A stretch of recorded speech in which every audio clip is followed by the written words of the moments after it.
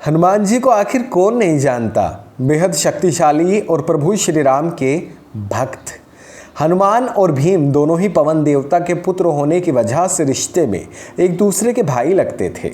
आज उनसे जुड़ी एक बेहद ही रोचक पौराणिक कथा का हम जिक्र करने जा रहे हैं, जिसके बारे में शायद आपने पहले कभी नहीं सुना होगा। तो चलिए शुरू कर लेते हैं। महाभारत का युद्ध खत्म हो चुका था, जिसके बाद पांडव हंसी खुशी से अपनी जिंदगी को हस्तिनापुर में बिता रहे थे। एक दिन स्वर्ग से नारद मुनि राजा युधिष्ठिर से मिलने हस्तिनापुर पधारे। उन्होंने कहा कि यहाँ धरती पर आप सभी खुश हैं और उधर स्वर्ग में आपके पिता बहुत दुखी हैं।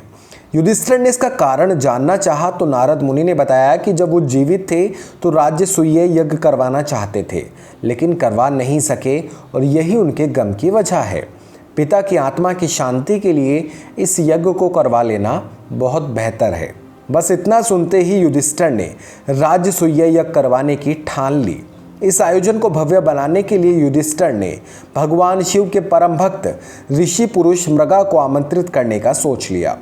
ऋषि पुरुष मृगा आधे शरीर से पुरुष थे और उनका पैर मृग का था। ऋषि पुरुष मृगा को ढूंढने और नियंत्रित करने की जिम्मेदारी भीम को दी गई। जब भीम निकलने वाले थे तो श्री कृष्ण ने उनको बताया कि पुरुष मृगा की गति बहुत ज़्यादा तेज़ है और उनका मुकाबला न कर पाने की स्थिति में वो भीम को मार भी सकते हैं। इस बात को सुनकर भीम को बड़ी चिंता हुई, लेकिन बड़े भाई की आज्ञा का पालन करने के लिए वो निकल पड़े। हिमालय की ओर जाते समय रास्ते में उन्हें हनुमान जी मिल गए। भीम ने उन्हें पूरी बात बताई। भीम के मुंह से पूरा किस्सा जानने के बाद हनुमान जी ने उन्हें आशीर्वाद सहित अपने शरीर के 3 बाल दिए और कहा कि संकट के समय ये 3 बाल ही काम आएंगे। कुछ दूर जाने पर भीम ने ऋषि मृगा को देखा। वो उस वक्त शिव की आराधना में लीन थे। भीम ने उनसे मिलकर आने की वजह बता दी। ऋषि मृगा ने निमंत्रण को स्वीकार कर लिया, पर एक शर्त भी रख दी। शर्त के मुताबिक भीम को उनसे पहले हस्तिनापुर पहुंचना होगा और अगर वो ऐसा नहीं कर पाते हैं तो ऋषि मृगा भीम को खा जाएंगे। भीम ने शर्त को स्वीकार लिया और हस्तिनापुर की तरफ भाग चले।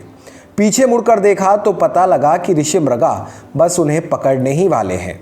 ये देख उन्हें हनुमान जी द्वारा दिए गए 3 बालों के बारे में याद आया। भीम ने उनमें से एक बाल को जमीन पर गिरा दिया। देखते ही देखते वहां एक शिवलिंग बन गया। चूंकि ऋषि मृगा भगवान शंकर के परम भक्त थे तो उन्होंने पहले रुककर शिवलिंग को प्रणाम किया और फिर दोबारा भीम के पीछे दौड़े। भीम ने जब पीछे मुड़कर देखा तो पता लगा कि एक बार फिर से ऋषि मृगा उन्हें पकड़ने वाले हैं। खुद को बचाने के लिए भीम ने एक और बाल जमीन पर गिरा दिया। इस बार एक नहीं बल्कि बहुत से शिवलिंग बन गए।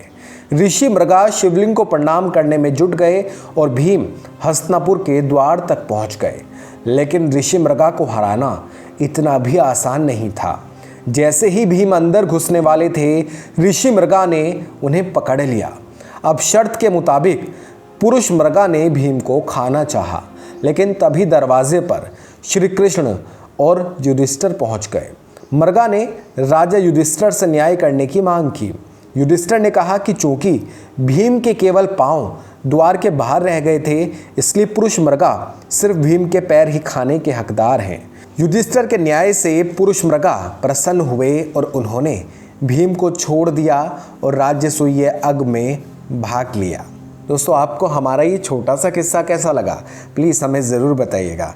अगर आप वीडियो यूट्यूब पर देख रहे हैं तो हमारे चैनल को सब्सक्राइब ज़रूर कर लीजिएगा, बेल आइकन भी दबा लीजिएगा ताकि हमारी वीडियो आपको सबसे पहले मिलती रहे। शुक्रिया।